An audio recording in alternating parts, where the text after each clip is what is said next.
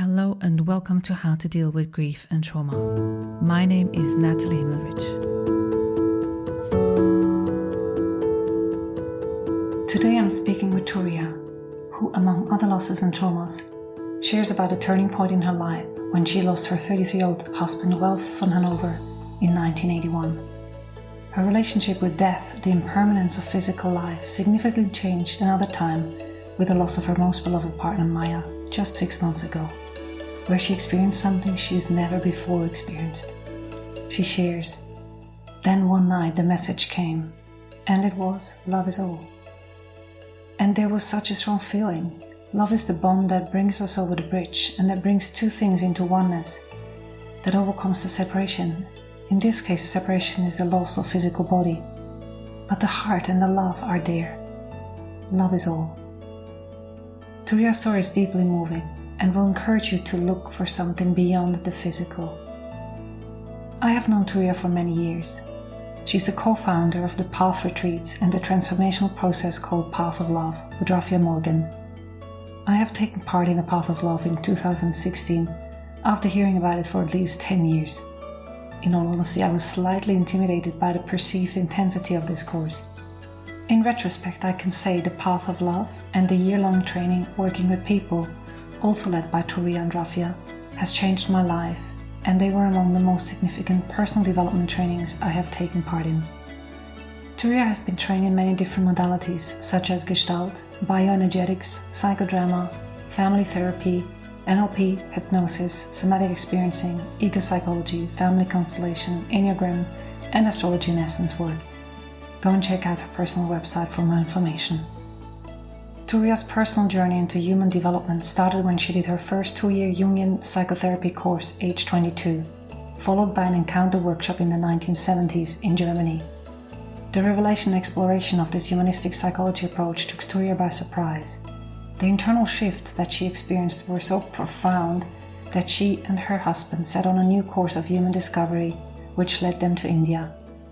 Through learning meditation, living and working in a community under the guidance of a master, she developed a unique approach in working with people that is a synthesis of Eastern insights, living awareness, and a Western approach to humanistic psychology. Today, Turiya has the joy of being a grandmother, and she spends her free time painting and is writing a book about the rising of the feminine and about death as a friend and the realization of impermanence. I'm so excited to share today's episode with you. Good morning, Turiya. So nice to have you here on the podcast. How are you today? Good morning, Natalie. Thank you for inviting me, and I'm doing quite okay.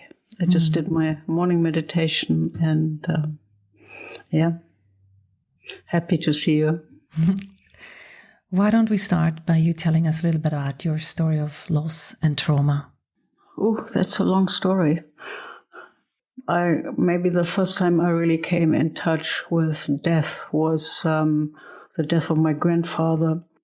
Of course, it was all kept away from the grandchildren. But afterwards, in order to lighten up the life of my grandmother, I was sent to her city, and I had to live with her. It was in South Germany, and I had to live with her for half a year. So my parents thought that was such a fabulous idea. So from having been in a house that was, they had a cook and a driver and servants and stuff, to then I came to a house where my grandmother sat in the corner in black, and she used to play patience, card games, and she was just like non-stop grieving. They had a very, very long, but also very loving, very good marriage, obviously. Yeah, that was the first really strong encounter I had with death and with tears and grieving. And we went to the cemetery every day and brought flowers. And of course, I had many questions, but nevertheless, it of course was never answered because, they are in heaven. What does that mean? Not much. I was 7. And it was a very difficult time for me because the school in Bavaria used to be different beginning time than where I lived. And the people spoke a very, very strong dialect. I didn't understand anything what they were talking in school. I was like completely, I didn't know behind before, but I felt a bit alienated from the whole thing. And then my grandmother, suddenly from a very busy house, it was a very lonely house. And I don't know, I associated it with loneliness, really, being isolated from my parents, from my other friends, where I used to live. So it was a bit of I think it was a strong experience that somehow grieving seemed to be something heavy and dark and unbearable, really, just like that. So that was my very first encounter, yeah. The cause that you were sent there, was it clear to you? Did your parents tell you, go and live with grandma, you can help her get through her grief? Was that clear, or was it just like you go there and live there for a while? I can't remember, really. I mean, I always had a strong connection to my grandmother. I loved her, and she was much more hearty than my mom was, so we always had a good connection. My parents separated over my birth, before my birth, basically. So I was already in a bit of a difficult situation. And then my grandmother always kind of, I was closest to her. So it of course is natural to be with her. I was just not prepared for the change, for what actually happens when suddenly you lose somebody that you're close to. As a child, you don't think about those things. It's just, and then you suddenly realize that. And there was, it was just a grieving and darkness and lots of tears and trying to help. And of course, you can't help. You can't do anything, Exactly. And being challenged with my old school situation, with not having friends there. And it was a lonely time for me, definitely. And yet I also loved her, but it was a strong experience that death is not something, all that's going to happen one day. It was just right there.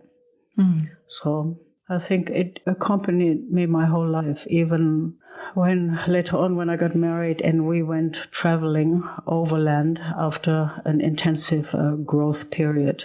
Where my husband and I, we lived in Sist. It's like a German growth center where we did a 9-month program, and we did primal and gestalt and bioenergetic, and we did really 9-month intensive groups. And then afterwards I said, but I've forgiven my parents.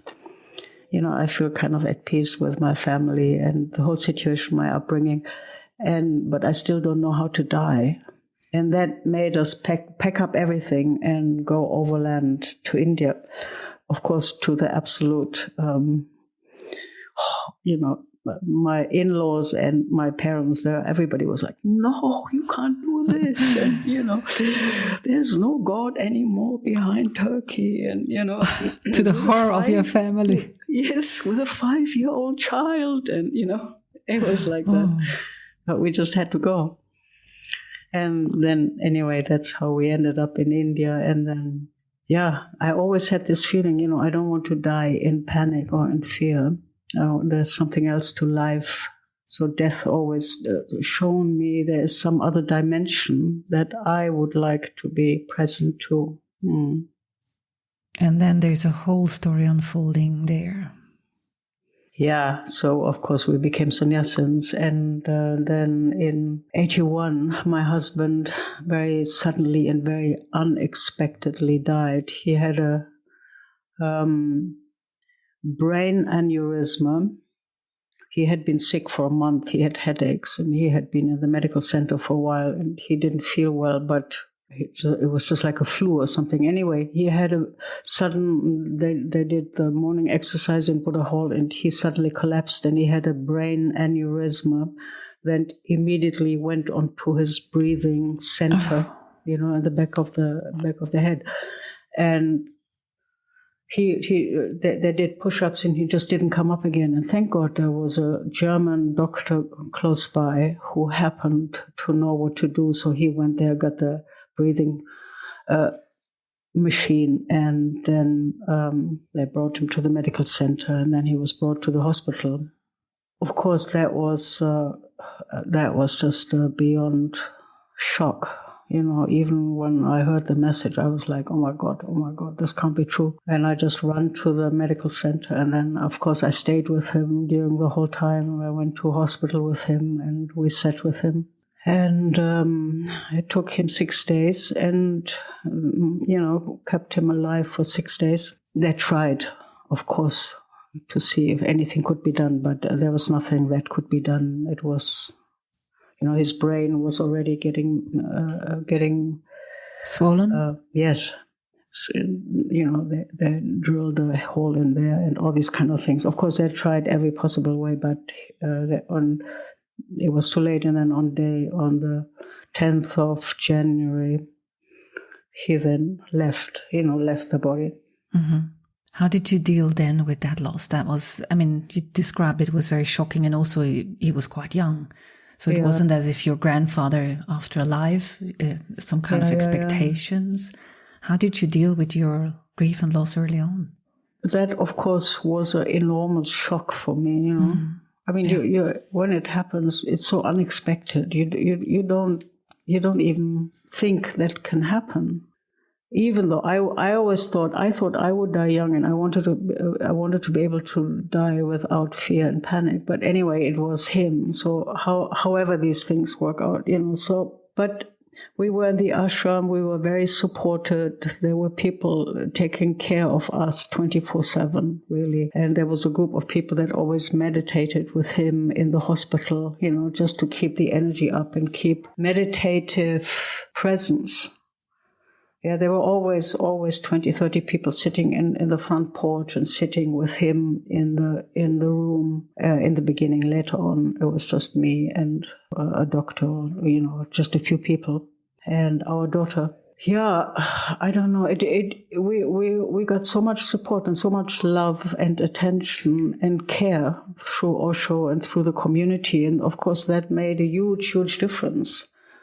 It was really amazing. And Osho had a few years before, when we came to Pune, a Dutch woman died called Vipassana. And she also had a brain tumor, or I've forgotten, something in the brain. Anyway, and he called us in and gave this beautiful discourse about dying, and that death is actually something where the soul lifts from the body, and it's not the end, it's actually a beginning, and that we, by our heaviness, we hold the body down, we hold the soul down. So he said, celebrate death, help them. It's the most beautiful moment in life when you die, because then you can really let go of the physical body. Yeah, and it should be a celebration. And you need to sing and dance and laugh, and no long faces for what?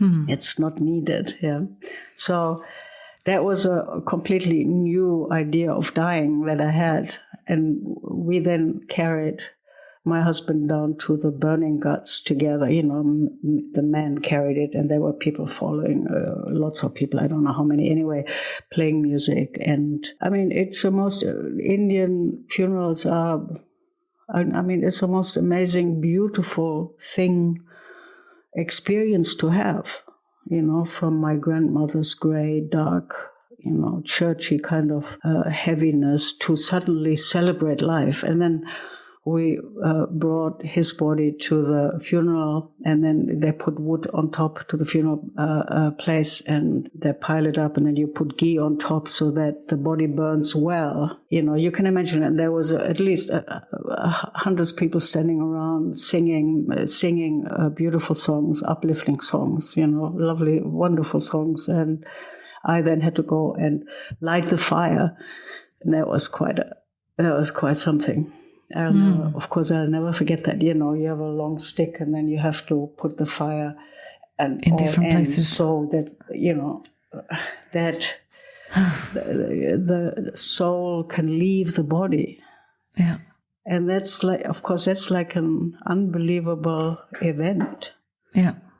You can't imagine. I don't even know what I felt. I was just like so overwhelmed with so many things that happened so fast, with a lot of holding, a lot of attention, a lot of love from people, and not having slept for 6 days, being very busy. And then the family came, and my daughter there who stayed with my mother-in-law. And it was just like, 24/7 happening. And it was fantastic. It was so beautiful and so touching, and I can't even describe it.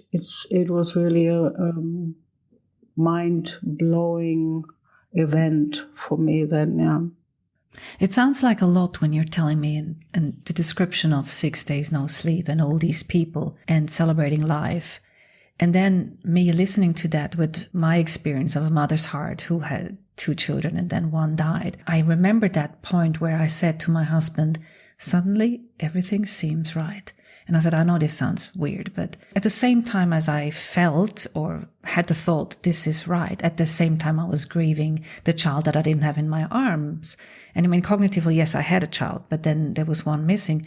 So on one side, Osho celebrating life and celebrating death and having this whole ritual around death. And at the other side, being human and still missing that person, the physical person that you are traveling with through life. How did you weave that together? Well, I didn't in the beginning. I was just absolutely taken to a different dimension, really, That's what happened. It's just a different relationship to death and dying. It's just like a different world opens up. So I did not... Of course, I felt grief. I was shocked. Mostly I was shocked. And then, how it is. As we then had no understanding of shock, in the 70s, 80s, there was no... We didn't have the conscious dimension about shock. It wasn't even talked about. Yeah. Mostly what I knew about shock is but with Zen masters, you shock people into enlightenment. Yeah. Okay, that's a different kind of thing. Yeah, that's another shock, but we haven't really talked about shock where you dissociate from yourself. Yeah. And I think I must have been very, very dissociated, from everything. I felt I felt the missing, and I felt the tears also, And there's a photo on the podium when they brought his body in, and then Osho came and touched me and touched my daughter, and I'm crying. Yeah, when I had to say goodbye to him, I was devastated, really. Like saying goodbye, and then I don't know. It was just, it was too much. It was a lot. Yeah, but then. Life also went on. So then we didn't have a lot of space for grieving. There was no space really to have a lot of tears or stuff like that. I think 4 days later I was sitting in a group, running another group. And life went on just like that, So I feel like the grieving process didn't really happen for me then. Yeah, I mostly dissociated, I think. Also because, it's like you have to celebrate so that his soul can rise, So you don't want to hold that person down with your then thinking heavy feelings, That's how I lived it then and how I understood it also. How it was taught, how it was believed to be, right? And then you have the human emotions of sadness and tears, but you should celebrate. Yeah, it wasn't about the human emotion. It was just like, I will miss him too, Osho said at one point, and that was kind of it, I was like, okay. So I think I also denied my own feelings then, I wasn't even thinking of I anyway easily dissociate. It's my way. It was my way out to overcome my family situation. And then I think, and then in the name of meditation, you dissociate even more. Yeah. And I think a lot of meditation is dissociation because you don't want to be here. You try to get out of here. Yeah, that's the thing. And in order to do that, you dissociate. So, but all this I hadn't learned then. I wasn't mature enough to even see it. Like I said, even the understanding of trauma came in only in the 90s. Yeah. I hadn't honestly looked at myself that way. When I then look back into my life and think things I did and why did I not feel anything? Yeah, I was just dissociated, and that's how we lived also, in many ways. So that was a really amazing experience though, but it of course changed my life, and after that I thought I would never be able to really fall in love or go into a relationship full on, because that fear of death was always there. I felt like death was just sitting, literally, just like Castaneda said, it sits on your left shoulder. It was always present. It's always this feeling, you never know what will happen tomorrow,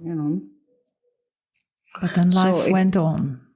Life went on, but it changed my life completely. I felt like what happened before that age, it's almost like my life started then. Yeah. A lot of people describe the before and the after their close encounter with death, and I see that as well. I would say I befriended death since my significant losses of my daughter and my mother, in a way that I became so much more aware of it. I think we live in a way that we think we are invincible and we live forever, and we never consider death. And those people who are then touched by death, they bring that in people like, oh my God, I'd rather not speak to that person because I so far managed my life without taking that into consideration. And suddenly it's there. It's there. It's not just a possibility or a faraway concept, but actually here. Exactly. And so much of our life is built around avoiding that place and pretending, like you said, we're invincible or there is no inescapable, and we laugh about it. And meanwhile, let's live now and all these kind of things, but our whole culture is based on avoiding that reality. We also don't live with death. At least in India, you live with death.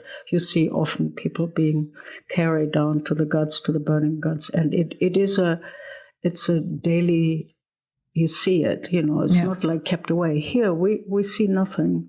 Also older people, we don't see how they die. We put them into some old age homes and, put them away as much as possible.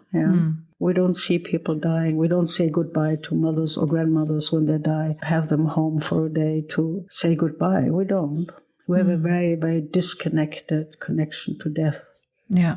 What I see is already the big problem, It's interesting that you say that, because it reminds me, and I've never spoken about that my grandfather died when I was traveling. And at that time I was 18 and I was in Norway and I only ever called so often every few days. I called back home and said how I am. And it happened that I called that morning. He died that afternoon. And until I called again, the funeral was already set and I couldn't come back. And it was devastating for me at the time because I was really close to my grandparents. And then when my grandmother, so his wife, much later was in the last stages of her life, I actually came back from Singapore because I knew I wanted to see her alive. The funeral was one thing, but I wanted to see her alive. And if I could manage that, that's what I wanted. And so I came back and actually sat there with her, and we didn't know. And a few days later, she died. I just really honored the time when I had the chance to be present at someone's end of life period. And with my daughter, when I held her in my arms, I felt a huge honor. As much difficult it is, it was also an honor for me to accompany her in her last breath. Yeah, I think that is so important, in our whole culture. We have no connection. We only have a connection to the form, to the material, to the body, to money, to everything, but life happens from the form to the formless all the time. Yeah, and we're completely cut off culturally from that, and then the formless then is described as something dark and heavy and everybody wearing black. That might be a ritual, but of course there's no really connection. Death is part of our life, and why don't we see it from early on and say goodbye and deal with it? And like you said, sit with people when they die and when they go, and it's part of who we are. So I think that's a real strange, typical Western separation, between life and death. Why it is often also then, when it does happen, so devastating. Yeah. But now, of course, I have a much more, I see it. It happens all the time, Animals die, you come outside, there's a little bird that flew in the window, it's died, It is part of life. Yeah. And then other things get born. So anyway, I think that's part of the problem, that we don't consider death as a friend. We don't make it a friendly communication. How did you make friends with death? And I know your story is ongoing, and we're going to probably come to the other part of your story with loss and trauma. As you also know, it changes your life. It suddenly, life has a completely different dimension. You never forget that. Yeah. Suddenly that's the real truth of life, All the rest seems to be like hoppity, tralala. And suddenly it brings that depth also, and it brings truth. Yeah, it's the truth. When death happens, also truth comes, I feel. So then when Osho left his body, when he died, then it took me a few more years. Then I left the commune, and through that also a big shift happened in my life. Another big death that created a big shift, And then I lost the close friends a few years later. And so death always seems to bring in, it makes me look at what is essential. What are we really here for? What actually, it's almost like as if you go into that darkness of truth. And also that helplessness that comes with it, because we might maybe have a free will about how we live our lives, if we live it, respectfully or not. But when death comes, we have no choice. That's the truth. We're absolutely helpless. We don't know when it comes. We don't know how it will come. We're absolutely helpless, and it brings us to our knees. And that in itself is a fantastic, fantastic insight, to live with that every day. We think we're so fabulous because we're making money or whatever, whatever life plan we're following. But then when that inescapable comes, it's like, okay. It kind of cuts out the egoic tryouts that we have in life, because suddenly you can't take your credit card with you, you can't take your lover with you, you can't take your children with you. By the end, the only choice you have, you die with open hands or with fists, I think. What do you mean by that? Well, you can die with a real let go and say yes. Or you can die with a bitterness and regret, and I haven't done this and not yet that, and I don't want to die. I've seen so many people who got sick and who are fighting. No, I don't want this, and no, I want to do another 2 years of chemo, then accepting death or whatever, Or just so much fight comes through, and not being able to just, okay, we come, we go. What you just said reminded me that a few years before I had children and before my daughter died, I did this practice with my Buddhist psychotherapist at the time, 1 year to live. And there's a book that goes with that by, is it Stephen Levine or something? Yes, I know it very you're well. smiling, right? Yeah, and I've done this practice, and it's just what you said is practicing for those things that, what would you do if you had 1 year to live? I'm going to link that in the show notes for anyone who's interested. It's interesting what it brings up now, talking to you, all these memories of how I had been through my life, sort of had a close connection to that topic, even before I knew it, even before I was really aware of it. Yeah, I can't even imagine how that feels like, because it's not something I have experienced, but it must be one of the most hardest thing to go through, I once had a client in Australia, and she had the child was born dead or died right after, and she showed me the picture, and I was so affected about it. It's so intense, because it's just life coming out and then life going out again, It really it's just something that really made a big imprint on me, and anyway, we worked, of course, through all her grief and all her pains and what you go through. It's intense. Strong stuff. But on the other hand, it's also natural, Why not grow up with that reality all the time? You know? It is part of who we are. If we could see our grandparents die, of course they kept me away from my grandfather. That's what you do. You don't let children be with the dying. They think it's damaging. And it's natural.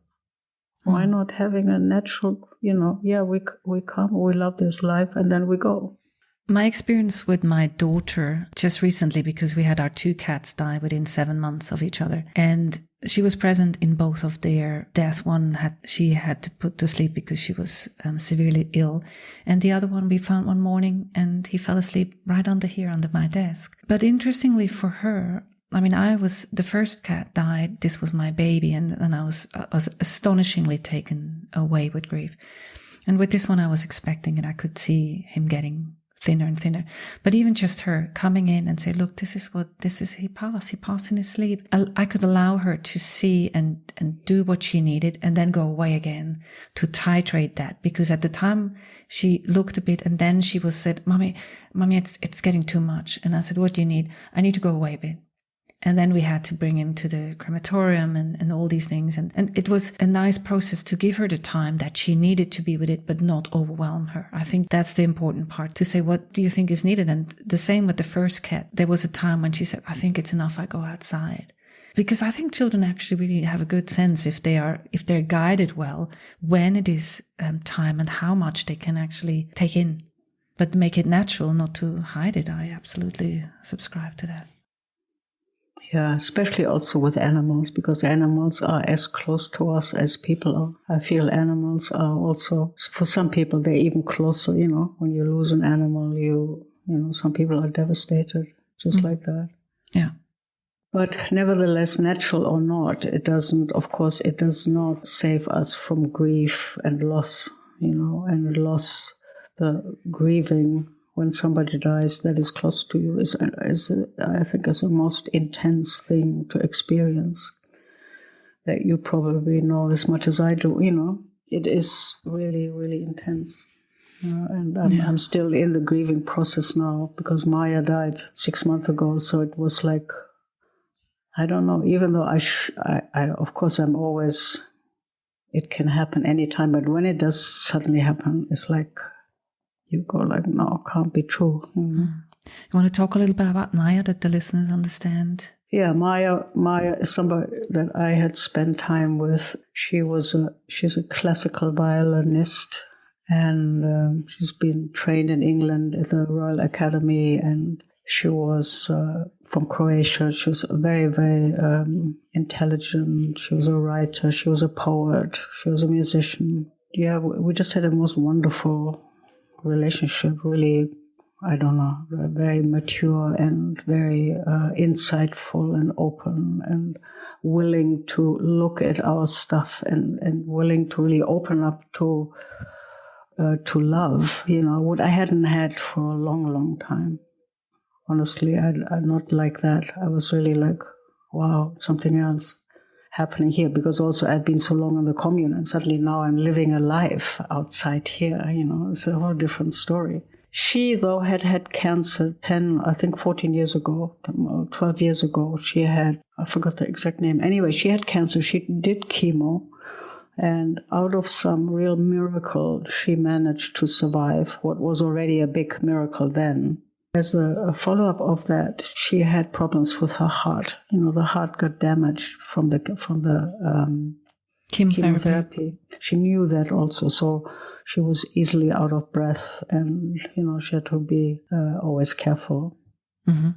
So I knew that, but then we lived quite a vital life. There was no reason for her to pop off, And then I don't know. Of course, then there was COVID, and she got the vaccination, and we just did the last booster. And maybe that was too much for her system. I don't know. That's what I thought by the end. But one doesn't know. Of course, you can't say those things. And it's also not good in my mind to even think that way because it doesn't make any difference, you know. Yeah, we just went to Croatia. We rented a house there over the winter. She was a gypsy, just like I am. Somebody who loves traveling. We arrived at the house. I had just done a training. And that same night, you know, we both went to bed. We had 2 bathrooms. And I was getting ready to go to bed. And then I was wondering where she was. I came to the bathroom and there she lay with her face on the floor. You know, from the toilet, she went boom, just like that. And I was completely alone there. I was we just arrived in Istria. I had no idea who, where, when. Didn't even know what the emergencies number were, you know. I was like, shocked is just not even a word. I was shaking. And I tried to reach somebody and I tried to breathe, bring her heart back and did mouth-to-mouth breathing, you know. Yeah. I tried to scream. I said, hey, come back, come back. I thought maybe she just fainted or something.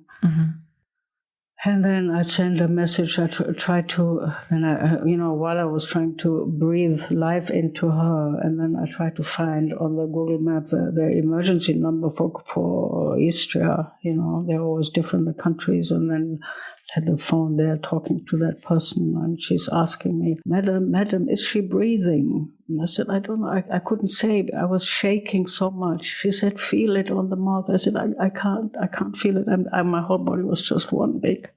I was so freaked out, shaking. And anyway, then the owner came by, who happened to stay overnight. He stayed in a house next door. And he brought a friend who was also happened to be a nurse. So we then together tried to resuscitate her, you know, quite intensely. But anyway, I think it was already too late, you know. But I held her, of course, I held her in my arm. It was just like that. And then the emergency came, and then, of course, I tried to bring her back, but it was done, it was finished. So what happened? Was it her heart at that time? Yeah, it was a heart failure, but it was very quick. Yeah. I was like, gee, how did that happen? I had no idea. Anyway, the sister, it was good it was in Croatia because they then picked the body up. Unfortunately, the same night, the guys are there, they pick up. You can't, I wanted her to be there overnight. It was not, they don't allow that. So they then pick her up. It's all done very kind of bum, bum, bum. It's a bit like that. And then her cousin came and her friend who she lived with, and they picked up all her belongings also. I just arrived at that house. She came there with her piano, with her violin, with her music equipment. She had it all set up already. You know, we were going to do music. That was it. And then I got picked up from my friends in Munich, thank God. Otherwise, I was kind of out of myself. You know, of course, in complete really shock and numbness. Complete shock, and disbelief, and you really go. It's really, your carpet really gets taken under your feet when that happens. You know, it's really beyond measure. You feel like an orphan of existence, really. You know. And so this time you weren't in a commune. You had friends that were looking after you. Yes. So then, of course, Rafia, I was in Munich with my friends who really tried to look after me. Of course, there's not so much you can do, you know. But then Rafia said he came with me to the funeral in Croatia. We went back to Croatia to Split, where she was also born. And we put her ashes under an olive tree out somewhere wildly. How she would have loved it, with lots of roses on top. And it was really a beautiful, beautiful, beautiful celebration for her death, just like how she would have loved it. You know? Beautiful. And the family was very in tune and they were fine with it. And so I had a very good connection with her sister and the cousin and her friends also. So all that went really, really well, but I was besides myself, you know. And it took me, then Rafia took me to Mallorca. Rafia is a close friend and the guy I work with. Yeah, it was just good to be somewhere where you're not completely isolated, because you anyway feel isolated. Yeah. That's what happens, So it's good if somebody is there once in a while, just to say, hey, how are you? And you can talk a little bit. But mostly I went walking. I had to walk to get into my body because I felt like I was completely not in my physicalities, So also disassociated or in a different way? Yeah, shocked.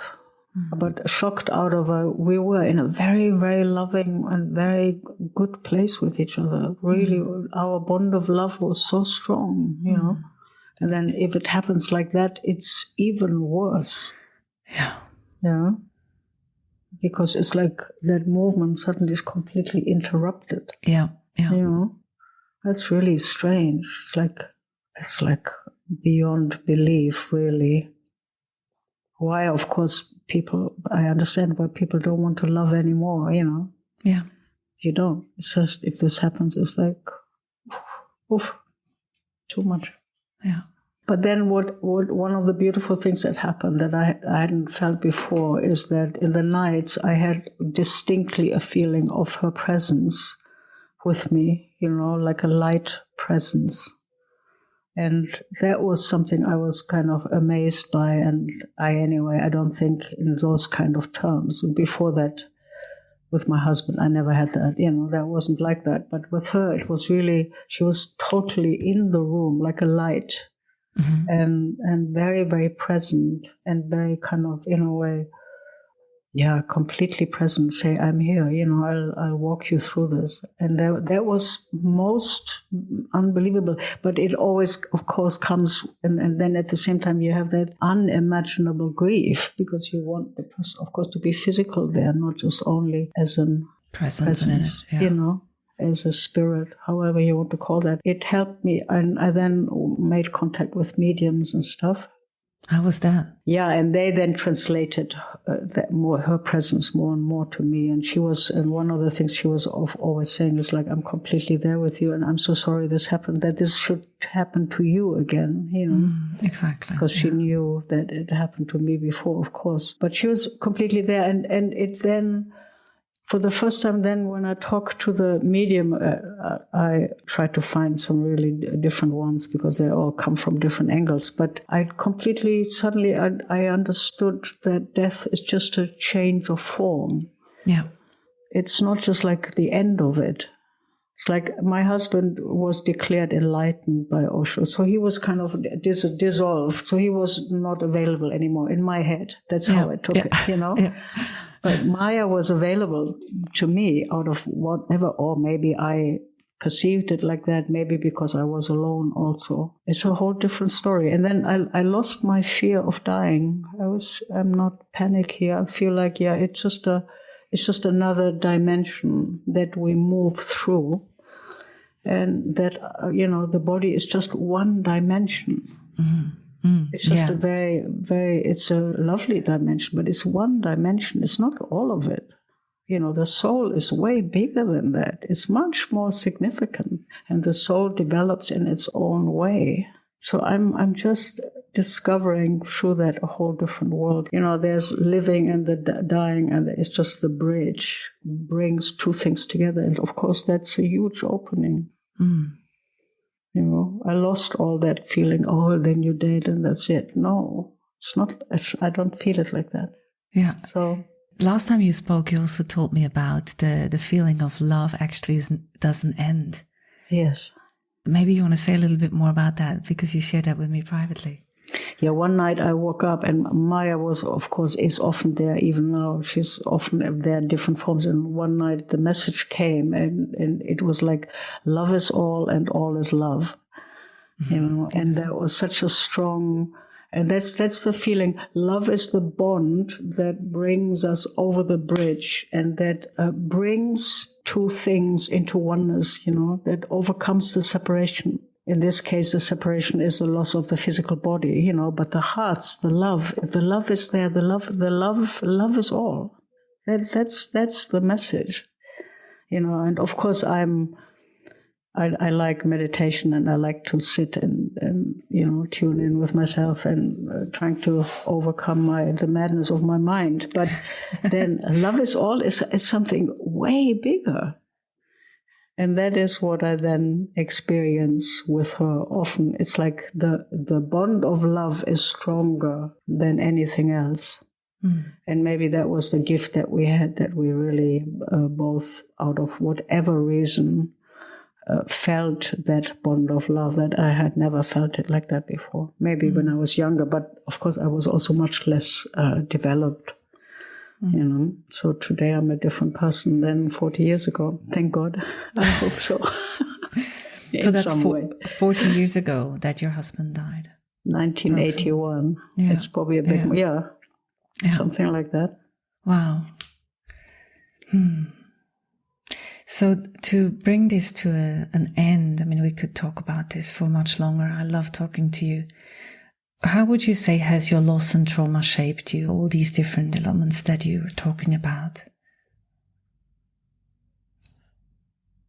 Well, I think the most important thing is for me to understand that loss and grief are actually, they're part of when you lose something that is so precious to you. There's part of life, and there's no way to get around it. Yeah. The grief is there, and the grief is also, it brings some truth into who we are or who I am. But the grief can be devastating also. It can really, I thought like I'll never overcome this. Yeah, that's for a while I thought, oof, that's a bit too much than I can handle. And I can understand that people go with it for years. Yeah. But at the same time, it is part of our life, and we have to deal with it. Earlier or later, we deal with it. Maybe not the death of a child like what you had, but later the death of your mom, the death of your father, the death of the grandparents. It comes, I would love to be able to express the differences I saw in you from the time when we had the last course, which was in March, just a few months after Maya died, plus then the last time we spoke a month ago. And now, I can see the differences, and the way you speak about it has changed. So I think, this is a podcast about hope and inspiration to bring forth that time is not a healer, but time has an effect. And with what we do about it, and how we are with grief, and how we go towards it and understand it, not from a cognitive way, but in an able to walk with it and come out of it knowing that love is the bridge, or that we are okay, that we can do this. We can not just survive it, but also live again. Yeah, I think that is very, very important. It just brings really truth into your life, and that is always worth it, even if that truth is very hard to be with at times, But on the other hand, it is a little bit, it makes life so, what are we really here for? It makes everything essential. Yeah. So much of our life, we just blubber away and we waste it. We don't really, for me, it's like, what is really essential? What do I really want to live here and to do here? Yeah. And that might not be, I might not have a clear answer, but it is in the process of that. And the other thing is, I think, very important for people in grieving to have contact, not to be alone. I think it's very, very important. Yeah. Because already you feel isolated. There's already, you feel that inner loneliness, that inner, you have like an inner orphanage inside. It feels like you're orphaned by life, by existence, by God, by everything in a way, and it's very important even to have physical contact sometimes, just holding a hand or something, hugging or talking to somebody, And I was fortunate enough that Rafia and Marguerite, they basically invited me and looked after me and were very loving, and that really helped, even though it doesn't make any difference to the pain I feel, but just that somebody is there to say, hey, how are you? And nature also. Yeah, nature. Someone else that I interviewed on the podcast said exactly the same thing about nature. The truth is about loss through death is that there's always option B. The thing that we want, the person that we want, the person that is gone, if it's a person or the pet, is not coming back in physical form. So whatever is always option B. So we always end this podcast with 5 questions that I ask. Shall we do that now? Okay. So grieving and trauma means? facing reality. And healing means? Staying connected to your heart and to your being and to your soul. What I have learned about myself in the light of loss and trauma? To not run away from that deepest pain and to dare to connect with myself and to connect with love and not to run away from it. Mm. And one thing I wish people knew about loss and trauma? Nobody can tell you what it feels like for you. You have to absolutely trust your own process. It might take a year, it might take a lifetime.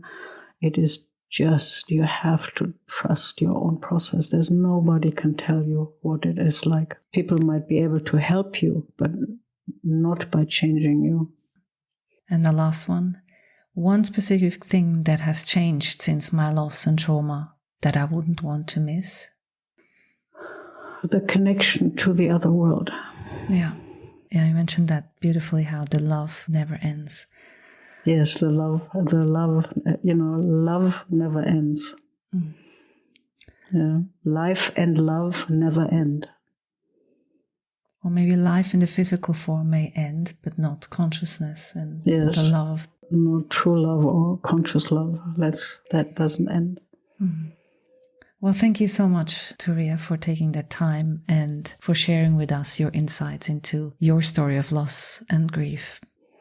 Yeah, thank you. I love talking to you. You're a wonderful interviewer, also because you have the depth and you know what I'm talking about, and therefore a real depth and richness of field is created that I absolutely appreciate.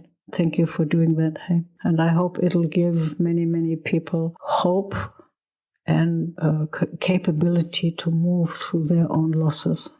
Yeah. And not to give up on love. Thank you, Turiya. Thank you so much.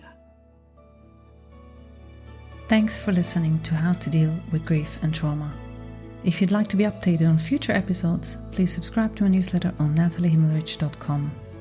If you need grief support, please contact me for a 30 minutes free discovery session. How to Deal with Grief and Trauma is produced and edited by me, Natalie Himmelrich. To support this podcast, please rate, review, and subscribe to or follow the podcast on Apple, Spotify, or wherever you get your podcasts. Thank you. And remember to keep breathing. I promise it will get easier.